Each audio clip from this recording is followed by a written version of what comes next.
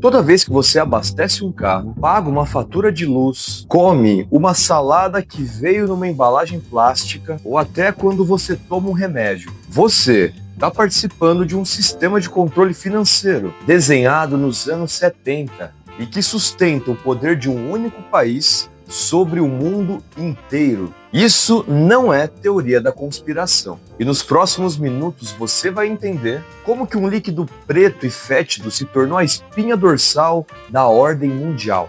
E por que esse sistema pode estar próximo do colapso. Vem comigo que eu te conto.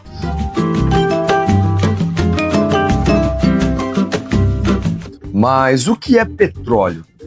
Vamos começar pelo básico, pelo começo de verdade. O petróleo não foi descoberto ontem. Babilônios, egípcios e persas já conheciam essa substância há milênios. Ela aflorava naturalmente na superfície, em poças escuras, e eles usavam como betume para calafatar barcos, pavimentar estradas e até rituais religiosos. Na Idade Média, entrou na guerra.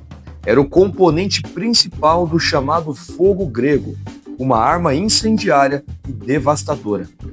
Mas a indústria moderna, ela nasceu em um lugar e em uma data bem específicos. Em Tutsville, na Pensilvânia, em 1859. Um homem chamado Edwin Drake usou uma técnica de perfuração para extrair petróleo do subsolo, em escala comercial pela primeira vez. Antes dele, o óleo só chegava até nós, onde vazava sozinho. E depois dele, a humanidade foi buscar onde estava escondido. Mas por quê? Por uma necessidade simples daquela época, a iluminação. As lâmpadas da época rodavam a óleo de baleia. Isso era caro, escasso e cada vez mais difícil de se obter. Quando os cientistas descobriram que o petróleo bruto podia ser destilado para produzir querosene, um combustível limpo e barato, a corrida começou. Aí veio a grande sacada da destilação fracionada. O petróleo não é uma substância única, é uma mistura de centenas de hidrocarbonetos, que são moléculas de carbono e hidrogênio, que se formaram ao longo de milhões de anos a partir de fitoplâncton, zooplâncton e organismos microscópicos que morreram no fundo dos oceanos. Eles afundaram, foram soterrados, comprimidos e cozidos lentamente pela pressão e pelo calor da Terra, mais ou menos entre 60 e 120 graus Celsius. Isso é chamado de janela do petróleo. Então esses restos se transformaram em óleo. Mais quente do que isso, ele acabaria virando gás natural. E quando você aquece esse óleo bruto, é possível separar os seus componentes. O querosene veio primeiro, para substituir as velas. A gasolina, ela era descartada como um subproduto inútil, até aparecer o motor a combustão interna.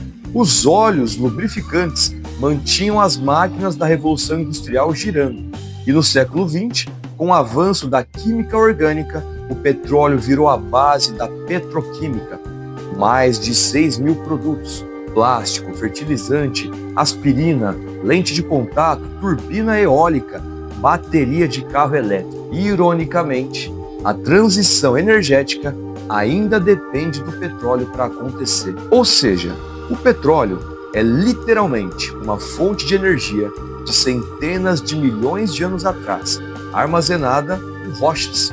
Mas o que foi o chamado cartel original? Por décadas, quem controlou o petróleo controlou o mundo.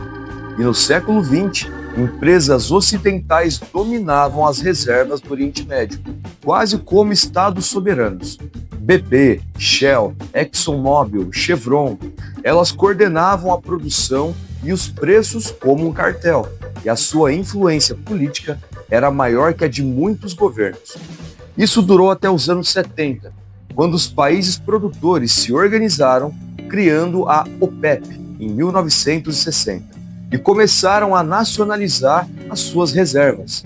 Foi aí que o tabuleiro do jogo mudou. Mas os Estados Unidos já tinham um plano para isso: o petrodólar.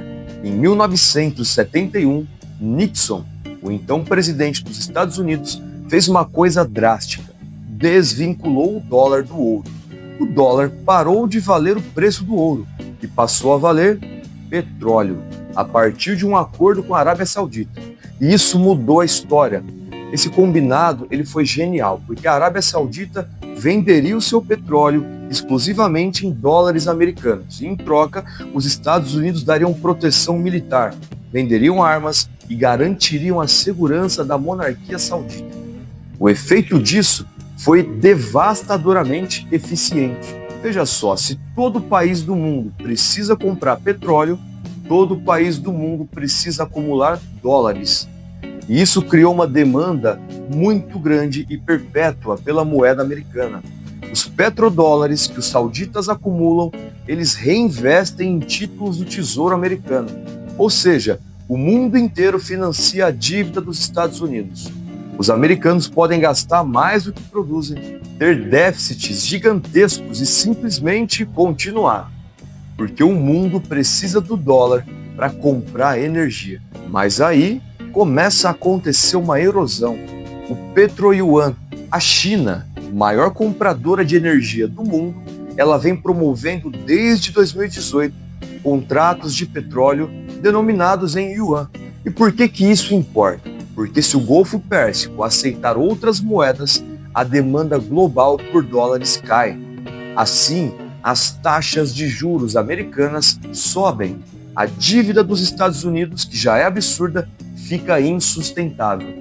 O petrodólar ele não vai morrer da noite para o dia, mas o sistema, aos poucos, vai migrando para um mundo multipolar, onde principalmente o yuan e outras moedas regionais começam a dividir o palco. O petróleo não é energia do passado. Ele é, na verdade, o arbítrio do tempo presente. A briga pelo seu futuro está redesenhando o mapa global de poder. Mas essa história não acabou aqui.